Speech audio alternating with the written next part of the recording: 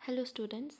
Last lecture में हमने Mendelian genetics तक किया था, पर मैंने थोड़ा सा पार्ट यहाँ पर ये सब जो है वो ऐड किया है एक्स्ट्रा। तो हम मेंडेलियन जेनेटिक्स फिर से स्टार्ट कर रहे हैं। तो मेंडेलियन जेनेटिक्स में ये किसने दिया था? Of course Gregor Johan Mendel ने, जिन्हें फादर ऑफ जेनेटिक्स भी कहा जाता है। और इन्होंने कौन सा प्लांट लिया था?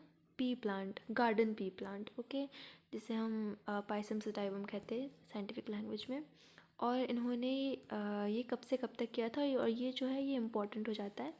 ये उन्होंने किया था 1856 टू 1863। ये डायरेक्ट क्वेश्चंस भी आते हैं। 7 ईयर्स का उन्होंने किया था 1856 टू 1863 में। और उन्होंने ये प्लांट क्यों चूज़ किया था? क्योंकि इसकी अवेलेबिलिटी के लिए, क्योंकि ये बहुत इजीली अवेलेबल होता है, इसकी शॉर्ट लाइफ स्पैन होती है, और ये सेल्फ और क्रॉस पॉलिनेशन दोनों करता है।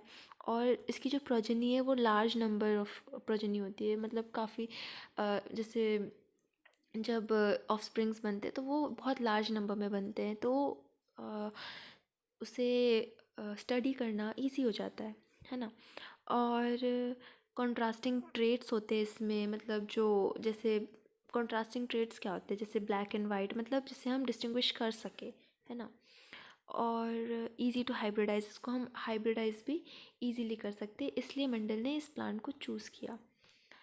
तो मेंडल ने कौन से जो कैरेक्टर्स थे वो सिलेक्ट किए थे? उन्होंने सीड शेप को सिलेक्ट किया था, seed coat colour, colour of seeds and cotyledon, flower colour, ripe pod shape, unripe pod shape, flower position, length of stem.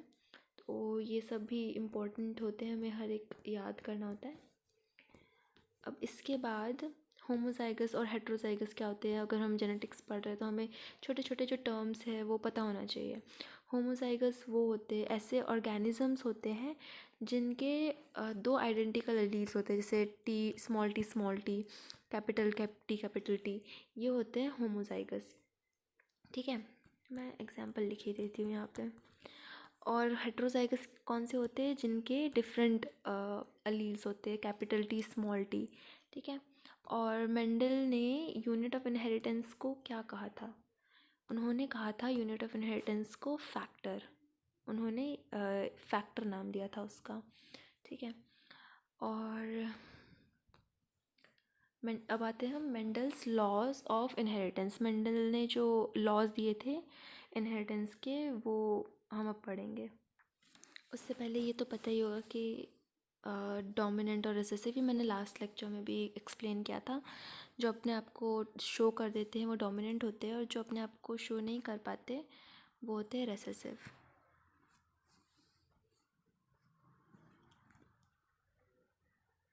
ठीक है।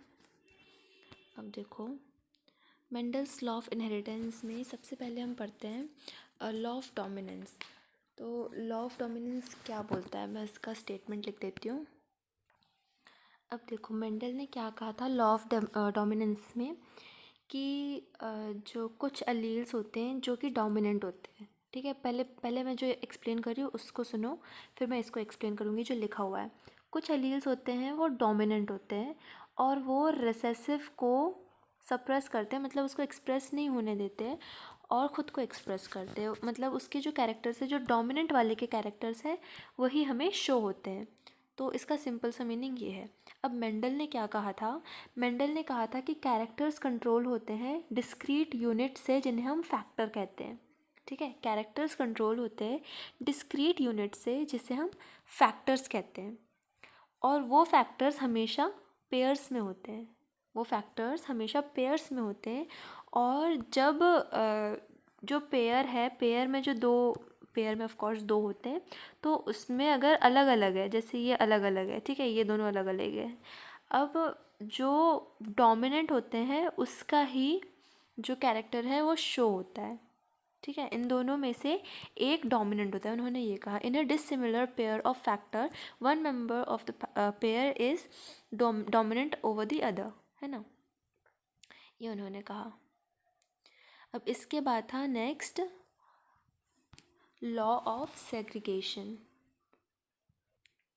अब जो लॉ ऑफ सेग्रीगेशन है वो मेजरली गैमीट के बारे में है। तो उन्होंने ये कहा कि जब हमारे सेल्स है उससे गैमीट का फॉर्मेशन हुआ, तो गैमीट में सिर्फ एक पेयर आया, सेग्रीगेट होके सिर्फ एक पेयर आया। सिंपल भाषा में उनका मतलब ये था, है ना। लॉ ऑफ सेग्रीगेशन में ये था कि जब गैमेट फॉर्मेशन हुआ तो ये जो पेयर में फैक्टर्स थे हमारे, उसमें से गैमेट में सिर्फ एक पेयर आया, ठीक है। अब स्टेटमेंट क्या कहता है कि during gamete formation the alleles for each gene, the alleles for each gene, एक हर एक जीन के जो अलील्स है, हर एक जीन के दो अलील्स है, ठीक है, segregate from each other, segregate होते एक दूसरे से, so that gamete carries, okay, gamete carries only one allele for each gene, ठीक है। जो गैमीट है वो सिर्फ एक अलील कैरी करेगी हर एक जीन का, ये लॉ ऑफ सेग्रीगेशन में कहा। अब इसके बाद आता है लॉ ऑफ इंडिपेंडेंट असॉर्टमेंट।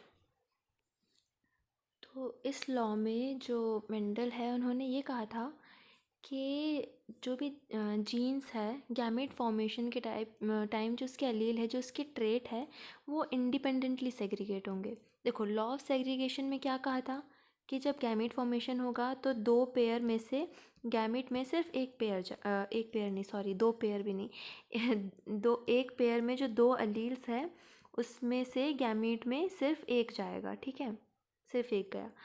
अब लॉ ऑफ इंडिपेंडेंट असॉर्टमेंट में ये कहता है कि जो सेग्रीगेशन हो रहा है, अब एक ऑर्गेनिज्म है उसमें सिर्फ दो क्रोमोसोम तो नहीं होते ना, मतलब दो सेट होते हैं, ठीक है। अब दो सेट ऑफ क्रोमोसोम है, मतलब एक ही क्रोमोसोम में दो दो पेयर्स होते हैं ना, पेयर वाइज होते हैं। तो अब वो यहाँ पे जब सेग्रीगेट होंगे तो ऐसा नहीं कि सिर्फ फर्स्ट हाफ जो है वो हमेशा इसमें जाएगी, सेकंड हाफ जो है वो हमेशा इसमें जाएगी, जो गैमीट्स बने, दो गैमीट बने, है ना, ऐसा तो होता नहीं है। तो क्या होता है, जितने भी यहाँ पे क्रोमोसोम्स है, जो क्रोमोसोम्स में जीन्स प्रेजेंट है और जो अलील्स प्रेजेंट है, उनका जो सेग्रीगेशन होता है वो इंडिपेंडेंट होता है एक दूसरे के। मतलब कि ये नहीं कि अगर ये वाली जीन जाएगी तो उसके पीछे मैं वाली जीन भी जाऊँगी, ऐसा नहीं होता है, ठीक है। तो इंडिपेंडेंटली कोई भी कहीं भी जा सकता है, इसी कारण से वेरिएशंस भी आते हैं, है ना। अगर इंडिपेंडेंटली नहीं जा पा रही होती, सब एक जैसी जाती, तो वेरिएशंस कहाँ से आते, ठीक है। तो जो मेंडल का एक्सपेरिमेंटल जो सेटअप था, उन्होंने जो एक्सपेरिमेंट किया था वो क्या किया था उन्होंने, ठीक है, उन्होंने क्या किया था, उन्होंने ट्रू ब्रीडिंग पेरेंट लिया और उनका क्रॉस कर दिया, ठीक है, तो उसको हम पेरेंटल जनरेशन कहेंगे। फिर उसके बाद जो ऑफस्प्रिंग आया उसको F1 जनरेशन, मतलब फिलियल 1 जनरेशन कहेंगे, ठीक है। अब एग्जाम्पल के लिए देखो, एग्जाम्पल देती हूँ, समझो पेरेंट्स जनरेशन है,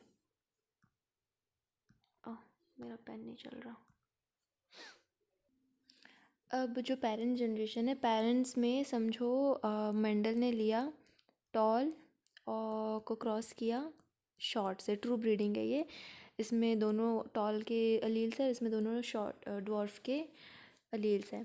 अब इसका जब क्रॉस कराया तो जो F1 जनरेशन है उसमें क्या आया, F1 जनरेशन में आया कैपिटल T स्मॉल t। क्यों? क्योंकि इसका जो गैमीट बना वो कैपिटल T था और इसका जो गैमीट बना वो स्मॉल t था, ठीक है। और जब ये साथ में आए तो बने capital T small t, okay, easy. ये फिलियल 1 जनरेशन था, ईजीएस्ट पार्ट है, ठीक है, कि हमने गैमीट्स बनाया और उनका क्रॉस कर दिया, उनके ऑफस्प्रिंग बना दिया।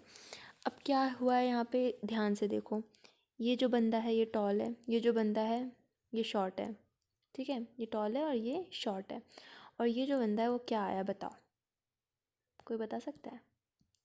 ये आया है टॉल। क्यों? क्योंकि इसके पास एक अलील टॉल का है, एक शॉर्ट का है, और जो डोमिनेंट है वो है टॉल, तो टॉल अपने आप को एक्सप्रेस करेगा, ठीक है, इजी।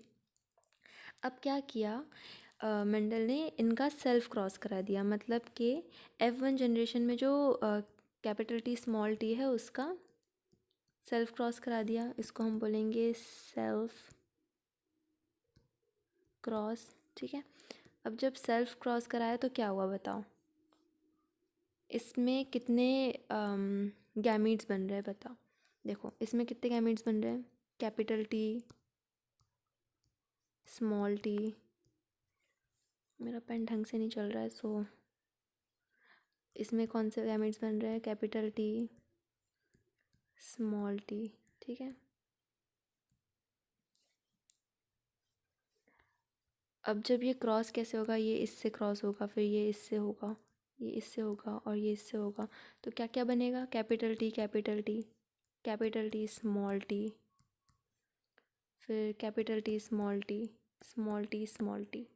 तो इसका क्या रेशियो आया, फिनोटिपिक रेशियो। फिनोटिपिक क्या होता है, फिनोटिपिक जो हमें फिजिकली दिख रहा है, और जीनोटिपिक क्या हुआ, जो जीनोटाइप है उसके कैपिटल और स्मॉल, है ना।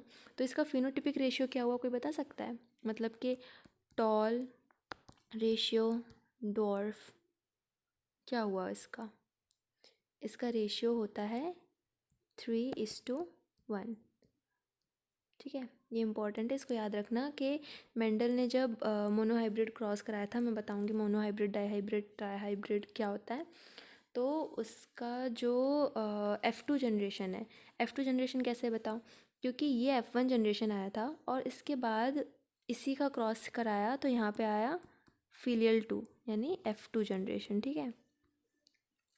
और इसका जो क्रॉस आया, क्रॉस बोल रही हूँ सॉरी, इसका जो फिनोटिपिक रेशियो है,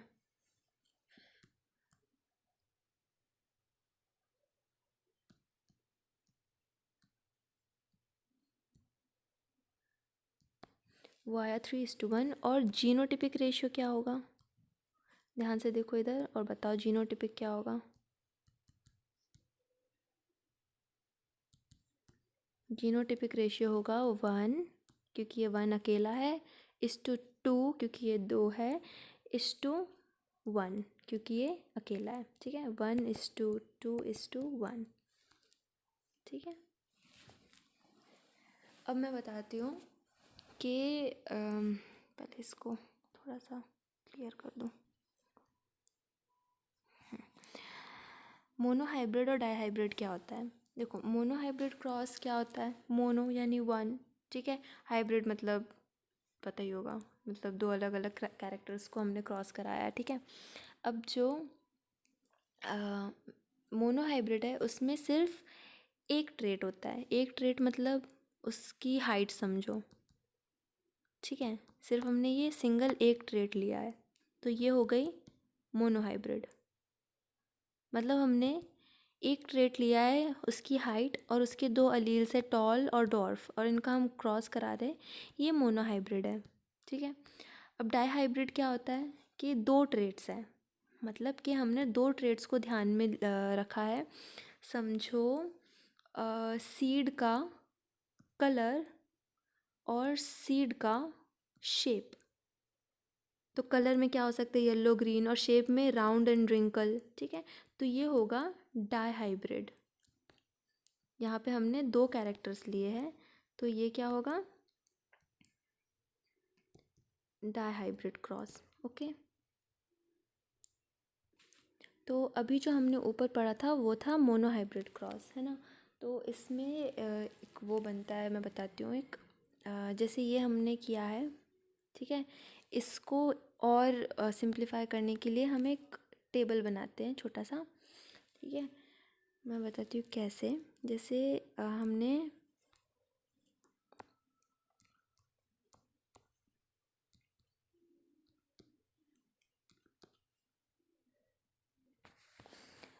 ये क्रॉस लिया है, अब इसके गैमेट्स क्या क्या होंगे, capital T small T, capital T small T. अब हमने एक टेबल बनाया छोटा सा, थोड़ा और बड़ा बना लेते हैं,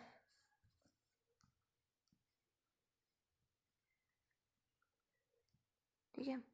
capital T small T, capital T small T, मतलब समझ लो ये फीमेल है ये मेल है, सॉरी उल्टा बोल दिया, ये मेल है ये फीमेल है, ठीक है।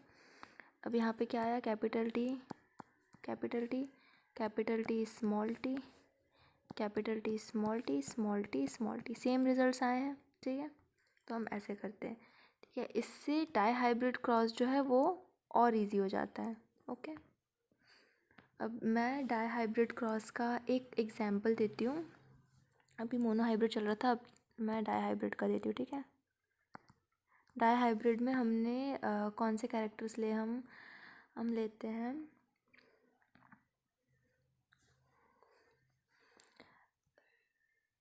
Round seeds of yellow colour. तो हम राउंड येलो ले लेंगे, उसको हम क्रॉस कराएंगे। राउंड का क्या होगा, रिंकल्ड, और येलो है तो ग्रीन, अपोजिट ले लेंगे हम, ठीक है। और राउंड के लिए हमारा जो जीनोटिपिक उसका नेम होगा, ठीक है, कैपिटल आर, येलो के लिए कैपिटल वाई, रिंकल्ड के लिए स्मॉल आर, ग्रीन के लिए स्मॉल जी।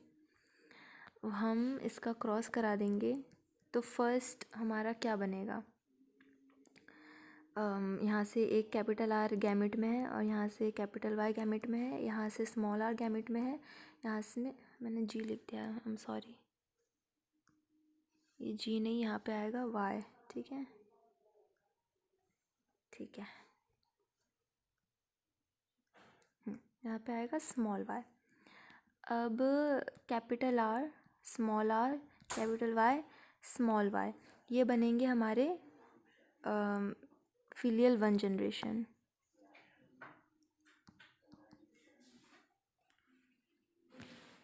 अब हम इसका सेल्फ क्रॉसिंग कराते हैं, तो सेल्फ क्रॉसिंग के लिए फिर हम इस टेबल को बनाएंगे, ठीक है। अब इसमें गैमीट्स क्या निकले, सेल्फ क्रॉसिंग का पहले हम लिख देते हैं, गैमीट्स क्या क्या बनेंगे।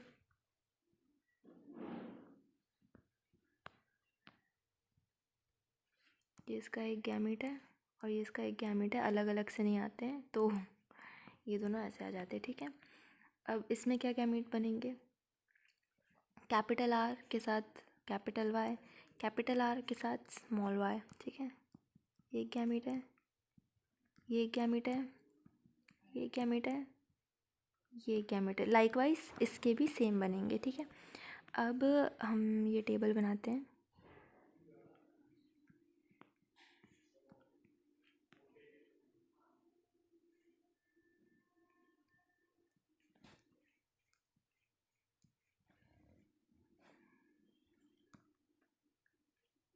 थोड़ा सा इलांगेट कर देते क्योंकि हमें लिखना पड़ेगा इसमें, ठीक है, नाइस एंड गुड। अब समझो ये हमारा मेल है और ये हमारी फीमेल है, capital R capital Y, capital R small r capital Y, small r, capital R capital Y, capital R small r capital Y, small y. अब यहाँ पे आया कैपिटल आर कैपिटल वाई, हम पहले आर को साथ में लिख लेते हैं और वाई को साथ में, ठीक है। कैपिटल आर कैपिटल वाई, ऐसे करके हम पूरा कंप्लीट कर लेते हैं। ये हमारा जो क्रॉस है ये कंप्लीट हो गया है। अब इसमें देखना, एक ये कैरेक्टर है और एक ये कैरेक्टर है, ये दोनों सिंगल कैरेक्टर्स हैं, मतलब ये हमें एक ही मिले हैं, ठीक है। मतलब कि जीनोटिपिक बोल रही हूँ मैं, फिनोटिपिक नहीं, जीनोटिपिक, ठीक है, ओके। और जीनोटिपिक में हमें ये दोनों सेम मिलेंगे, ये दोनों सेम मिलेंगे, और फिर 1:2:1 ये अलग मिलेगा अकेला, फिर ऐसे करके मैं इसका रेशियो बताऊंगी, ठीक है अपन को। ये दोनों सेम है जैसे, है ना, ऐसे हमें कैरेक्टर्स मिलते हैं। तो इसके जो फिनोटिपिक और जीनोटिपिक रेशियोज़ होते हैं वो भी बहुत ज़्यादा इम्पोर्टेंट होते हैं। इसको मैं थोड़ा छोटा कर रही हूँ ताकि यहाँ पे जगह बच जाए, ठीक है। हम यहाँ पे लिखते हैं इसका फिनोटिपिक रेशियो और जीनोटिपिक रेशियो। जिसका फिनोटिपिक रेशियो है वो काफ़ी इम्पॉर्टेंट होता है, वो हमें हमेशा ही आता है, बहुत ज़्यादा इम्पॉर्टेंट होता है क्योंकि, तो इसका फिनोटिपिक रेशियो होता है 9:3:1, और जीनोटिपिक रेशियो होता है 1:2:1:2:4:2:1:1। तो इससे इतना घबराने की ज़रूरत नहीं है, इसे हम ऐसे भी याद कर सकते हैं 1:1, 2:4:2, 1:1, या फिर 12:12:42, 12:1। ठीक है, जो इजी लगे। मेरे को तो 1:1, 2:4:2, 1:1 इजी लगता है। मतलब तुम सिर्फ 1:1 याद कर लो तो भी हो जाएगा, फिर उसका डबल कर देना, फिर वापस आ जाओ 1:1 पे। ठीक है, अब क्या मैं इसका एक छोटा सा ग्राफ बना दूँ तुम लोगों के याद करने के लिए? अच्छा, बना देती हूँ। ठीक है, तो ये है हमारा क्रॉस, मोनोहाइब्रिड क्रॉस और डाइहाइब्रिड क्रॉस। तो इसका फिनोटिपिक रेशियो होता है 3:1 मोनोहाइब्रिड का, और जीनोटिपिक होता है 1:2:1, और डाइहाइब्रिड का होता है 9:3:3:1 फिनोटिपिक रेशियो, और 1:2:2:4:2:1:1 ये होता है इसका जीनोटिपिक रेशियो। एक और होता है, वो इतना इम्पोर्टेंट नहीं है बट फिर भी उसका फिनोटिपिक रेशियो थोड़ा सा एक बार देख भी ले, ट्राई हाइब्रिड क्रॉस, जिसमें हम 3 कैरेक्टर्स लेते हैं, 3 अलग अलग कैरेक्टर्स लेते हैं। तो इसका जो फिनोटिपिक रेशियो थोड़ा सा बड़ा है, तो मैं यहाँ से थोड़ा सा इरेज कर देती हूँ। ज़्यादा बड़ा नहीं है, इससे बड़ा तो नहीं है 27:9:9:9:3:3:3:1 ईजी ही है।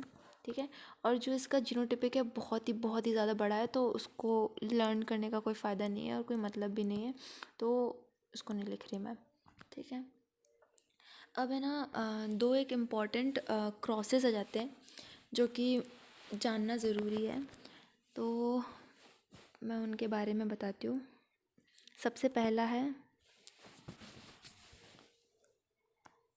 Test cross. टेस्ट क्रॉस क्या होता है, और साथ में बैक क्रॉस भी लिख देती हूँ। और बैक क्रॉस क्या होता है, देखो, जैसे हमें कोई एक्सपेरिमेंट करना है जिसमें हमें ये पता करना है कि ये एक पर्टिकुलर ये जो ट्रेट है इसमें कौन से अलील्स हैं, मतलब कैपिटल वाले अलील है या फिर स्मॉल वाले अलील है, तो उसको पता करने के लिए हम टेस्ट क्रॉस करते हैं। अब वो कैसे पता होगा, कोई आसान काम थोड़ी ना है ऐसी कुछ भी। तो उसके लिए क्या होता है कि समझो हमारा ये अननोन है, और ये इसको हम क्रॉस करते हैं स्मॉल टी मतलब रिसेसिव होमोजाइगस, होमोजाइगस रिसेसिव होना चाहिए, उससे क्रॉस करेंगे। तो उससे जो रिजल्ट्स आएंगे उससे हम डिटरमाइन करेंगे कि इस पोजीशन पे जो अननोन जीनोटाइप है, इस जीनोटाइप को हम पता करेंगे। ठीक है, तो अगर इसको सिंपली लिखना है तो मैं लिख देती हूँ इसके। अब देखो, ये जो अगर अननोन है, अननोन जो इंडिविजुअल है उसका जो जीनोटाइप है, समझो वो कैपिटल टी है, हमें नहीं पता है, तो उसको हम क्रॉस कराएंगे होमोजाइगस रिसेसिव से, तो हमें क्या मिलेगा, ऑल कैपिटल ऑल डोमिनेंट वाले, क्योंकि अगर ये होमोजाइगस है तो डोमिनेंट ही शो करेगा ना, क्योंकि इसके तो एक ही टाइप के जीन बनेंगे। और अगर जो हमारा अननोन है वो है वो है स्मॉल टी, उसको हम क्रॉस कराएंगे होमोजाइगस रिसेसिव से, तो सारे रिसेसिव ही मतलब ड्वार्फ बनेंगे। ठीक है, अब समझो हेट्रोजाइगस है, इसको हमने क्रॉस कराया होमोजाइगस रिसेसिव से, तो क्या बनेगा, वेरिएशन आएगा ना, कैपिटल टी भी बनेगा, कैपिटल टी नहीं बनेगा, कैपिटल टी स्मॉल टी बनेगा, और स्मॉल टी बनेगा, क्योंकि इसमें तो एक ही गैमेट बनेगा ना, इसमें 2 गैमेट्स बनेंगे। ठीक है, तो इसका इससे और इसका इससे। ठीक है, तो इसमें वेरिएशन दिख जाएगा, तो हमें पता चल जाएगा कि जो भी अननोन था वो हेट्रोजाइगस था या फिर होमोजाइगस था या फिर होमोजाइगस डोमिनेंट था। अब बैक क्रॉस क्या होता है, देखो, बैक क्रॉस में ये होता है कि हम जो भी हाइब्रिड आया है, जैसे समझो कैपिटल टी स्मॉल टी से जो हाइब्रिड आया है, इस हाइब्रिड को हम किसी भी एक पेरेंट से क्रॉस कराते हैं तो उसको हम बैक क्रॉस कहते हैं।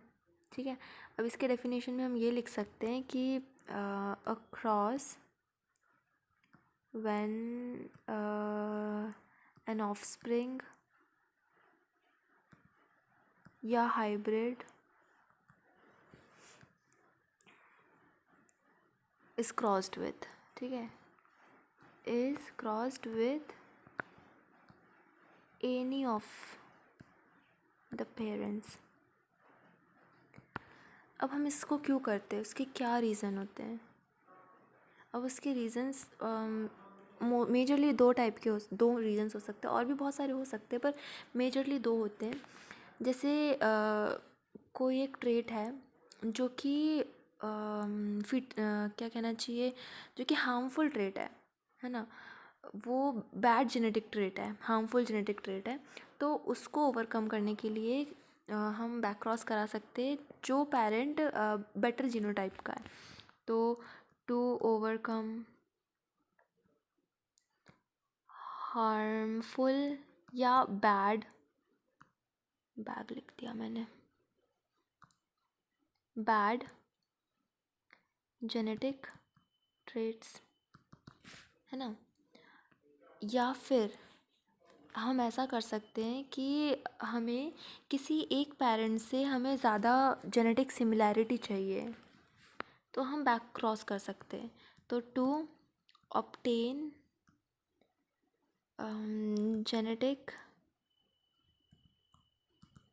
सिमिलैरिटी विथ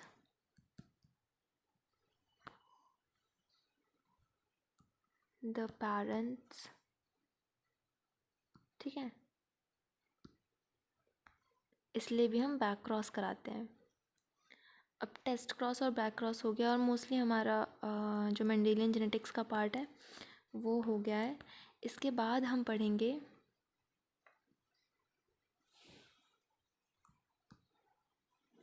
काफ़ी बड़ा है ये तो,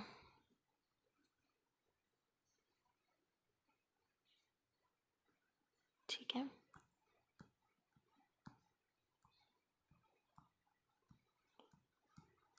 क्रोमोसोमल थ्योरी ऑफ, ये भी कुछ ज़्यादा ही बड़ा है,